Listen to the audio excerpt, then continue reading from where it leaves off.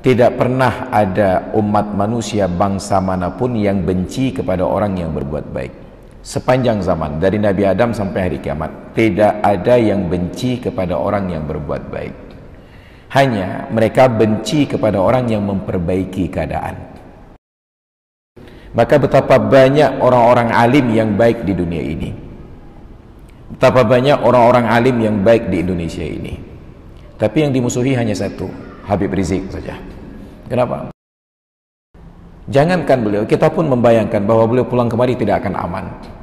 Tapi risiko tidak aman itu beliau jalani. Kenapa? Karena mereka hanya amar ma'ruf. Tapi begitu ada yang nahi mungkar, maka mereka akan hadapi tantangan-tantangan ini di medan dakwah. Nahi mungkar itu yang menyebabkan masalah. Sedangkan kita, jangankan nahi mungkar, amar ma'ruf saja belum mampu.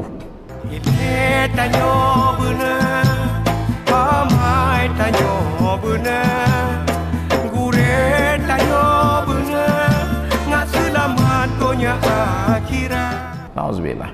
Maka ini penyebab ciri-ciri akhir zaman yang kata Rasulullah ketika ditanya oleh Ummul Mukminin Aisyah, sayakunu fi akhir zaman al-qasafu wal qadhafu wa rajmu. Akan ada nanti di akhir zaman ini lemparan batu, ditelan oleh bumi dan lain sebagainya.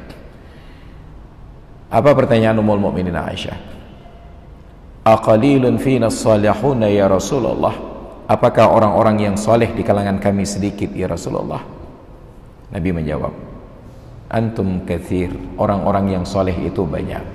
Wa qalilun minhumul muslihun, yang sedikit itu hanya yang berbuat kebaikan, yang memperbaiki keadaan. Maka tidak pernah ada umat manusia bangsa manapun yang benci kepada orang yang berbuat baik.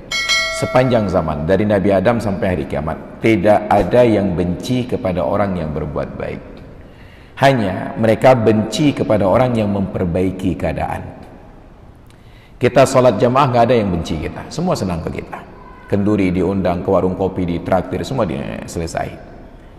Tapi jangan pernah ajak mereka sholat berjamaah. Cobalah kawan-kawan yang setiap hari traktir kita untuk minum makan tersebut karena kita sholat berjamaah, coba ajak mereka sholat berjamaah. Hanya 3 kali kita sempat ditraktir lagi, setelah itu mereka menghindar. Hei dadu yang kaai bakat mayangnya. Itu baru mengajak berjamaah. Belum lagi kalau kita menasihati mereka buang-buang waktu di warung kopi. Duduk di warung kopi ditraktir, hai rampakan handuk kedai kopi. Dekati mulang penuh buku kajian baca. Itu menjadi pertemuan terakhir dengannya. Ke depan nggak pernah terlihat lagi. Asal melihat kita datang, dia langsung bayar tagihan, berangkat aja. Kenapa? Karena manusia tidak ingin diubah keadaannya menjadi lebih baik. Maka betapa banyak orang-orang alim yang baik di dunia ini. Betapa banyak orang-orang alim yang baik di Indonesia ini. Tapi yang dimusuhi hanya satu, Habib Rizik saja. Kenapa? Karena beliau memperbaiki keadaan, bukan hanya berbuat baik untuk diri sendiri. Andai kata beliau mencari aman, maka beliau sudah aman di Arab, tinggal tawaf, umrah, sa'i, haji, aman, tidak ada yang mengganggu beliau di sana. Tapi karena memikirkan tanggung jawab di negeri tempat kelahiran beliau, kemungkaran dan mafasid tersebut merajalela, beliau pertaruhkan semua risiko tersebut. Jangankan beliau, kita pun membayangkan bahwa beliau pulang kemari tidak akan aman. Tapi risiko tidak aman itu beliau jalani. Kenapa? Karena tanggung jawab amar ma'ruf nahi mungkar, maka beliau pulang. Dan ternyata terbukti, terbukti bahwa itu dipersoalkan dengan berbagai dalih. Yang penting beliau harus bisa ditangkap. Maka kalau ingin hidup aman, jadilah orang baik. Tapi bila Anda ingin memperbaiki keadaan, maka siap-siaplah untuk menanggung risiko. Dan itu yang disampaikan oleh Luqman Al-Hakim kepada putranya, wa'mur bil ma'rufi, amar ma'ruf, belum ada masalah. Wanha 'anil munkari, dan cegahlah dari perbuatan mungkar, barulah ada masalah. Wasbir 'ala ma asabak, dan bersabarlah atas derita apapun yang akan menimpamu. Baru derita itu datang ketika kita nahi mungkar. Amar ma'ruf tidak ada masalah.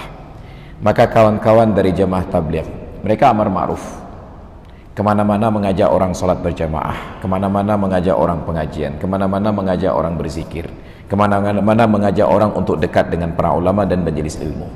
Mereka amar ma'ruf, maka kawan-kawan jemaah tabligh ini kemanapun mereka aman-aman saja, karena mereka hanya amar ma'ruf. Tapi begitu ada yang nahi mungkar, maka mereka akan hadapi tantangan-tantangan ini di medan dakwah. Nahi mungkar itu yang menyebabkan masalah. Sedangkan kita, jangankan nahi mungkar, amar ma'ruf saja belum mampu. Maka betapa lemah keimanan kita. Saat azan berkumandang, hanya keluar diam-diam sendiri menuju masjid, bahkan lupa mengajak orang yang kita bayar minumannya dan makanannya untuk salat berjamaah. Kita memberikan makan dan minum kepada orang yang tidak kita ajak untuk berjamaah. Maka na'udzubillah, ini persoalan kita. Ada golongan yang menjalankan amar ma'ruf nahi mungkar, mungkin dalam hal ini dalam tanda kutip FPI. Ada golongan yang amar ma'ruf belum sampai nahi mungkar, mungkin kawan-kawan dari kalangan jamaah tabligh. Ada yang paling bawah, sudah tidak amar ma'ruf, tidak pula nahi mungkar seperti kita. Dan kita belum terbawah sekali, karena ada lagi di bawah kita, ada yang mungkar saja perbuatannya. Dan kita masih bersyukur, masih berimbang antara ma'ruf dan mungkarnya. Tanyo bener, amai tanyo bener.